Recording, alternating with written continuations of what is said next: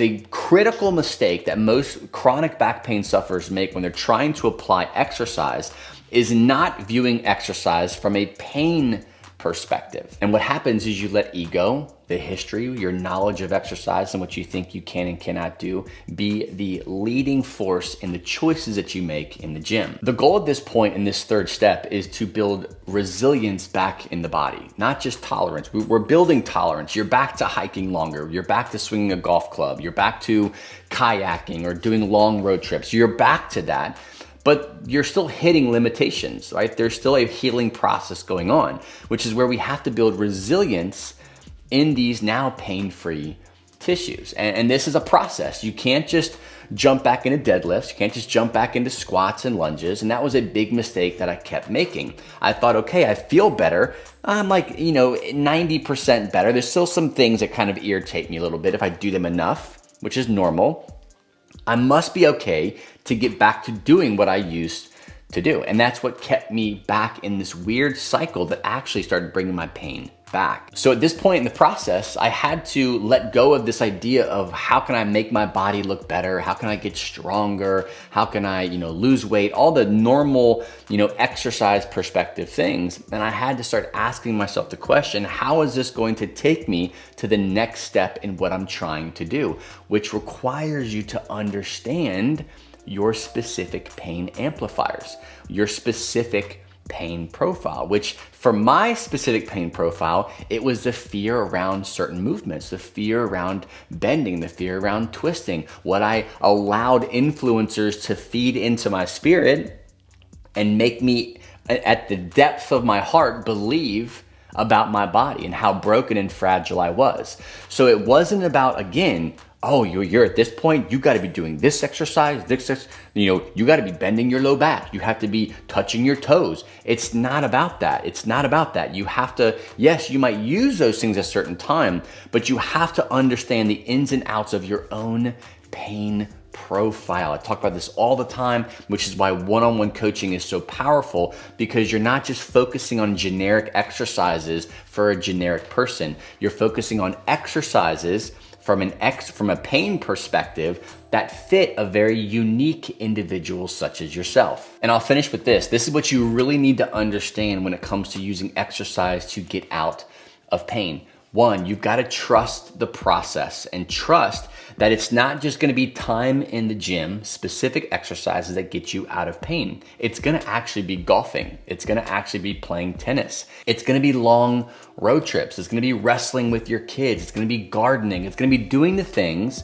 that are pain triggers for you, because that is how you build tolerance and that is how you build resilience. You can't go to the gym, strap a bunch of weight on a barbell, deadlift, weight, squat, bend over row, whatever it is, and get you back to playing tennis. Because yes, there are strength training exercises that can improve your game, but we're not talking about that. That's an exercise perspective. We're trying to get out of pain and build a resilience back to a sport that is very dynamic, or an activity such as gardening or cleaning or vacuuming or whatever it is that you're trying to get back to. So we stop looking at exercise in a way that says, okay, you deadlift, which allows you to play golf longer. No, that's not how that works. We use the activities that we have lost the ability to do in an exercise fashion to be able to get back to doing those things. Because it's not just about your body can't do it anymore. There's a mental aspect to it. There's a fear aspect to it. There's a perceived danger aspect to it. Then there is a tissue tolerance aspect. Then there is a tissue resilience aspect. So as you can see, these are layers to overcoming specific pain problems when it comes to your individual pain profile. And the biggest mistake you could ever do is go on YouTube searching exercises for back pain relief, and you're starting with exercise. If you're at this point, I hope that you see this STR method, right, where we're dealing with something in a very specific order, is the only order that you can do to actually get lasting relief. Doing it this way breaks the addiction of short-term strategies, constantly chasing symptoms, doing things out of order that just create this cycle of symptoms that float around, that change. You have good days and bad days. You have a great week and then bam, you fall back into a flare-up. Doing them in this specific order deletes all of that from happening, because everything that you do is strategic. Everything that you do is purpose driven, is results driven, is data driven. We no longer just guess and take shots in the dark based off of the biggest influencer saying the biggest thing, right? I paid a lot of money to go see what, at the time, one of the biggest social media influencers in the rehab space.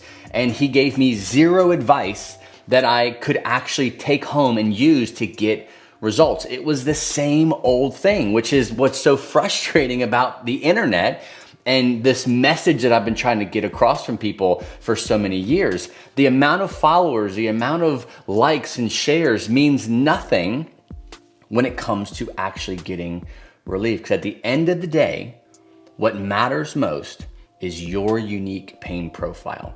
Once you understand that intimately, right? And there's a level that you understand that no one else understands it. Once you say, oh, he understands the specifics around my problem. And not only that, but it makes so much sense, the order that we're doing these things in. And it not just makes sense, but I'm actually seeing results step by step. That's the process of getting out of pain. That's literally what I did to cancel my injections, to cancel this surgery trajectory that I was going on. That probably, I have no idea where I would be at today if I would have had a fusion. I have no idea what I would be at today if I had had an injection. What if I got some relief from the injection and then I got addicted to the relief that the injections made, and I got another one and I started maxing out every 6 months getting injections until I couldn't get them anymore. So I spend years and thousands of dollars getting injections that don't actually yield lasting relief. It's temporary relief, like stretching, like Tylenol, like ibuprofen, like injections, like chiropractic care, like physical therapy. All these things are temporary masking strategies that don't get to the root issue of your pain. One of the most important things you do if you are in the gym is exercise according to your back pain. So here's a free guide you can take to do just that. Go to fitnessforbackpain.com/pain-free training. It is the guide that I wish someone gave me 10 years ago when I was in pain in the gym, just making my back pain worse. I'm gonna talk about the exercise choice, the reps. I'm gonna talk about the order of your exercises, how to make the perfect back-friendly workout for yourself. fitnessforbackpain.com/pain-free training.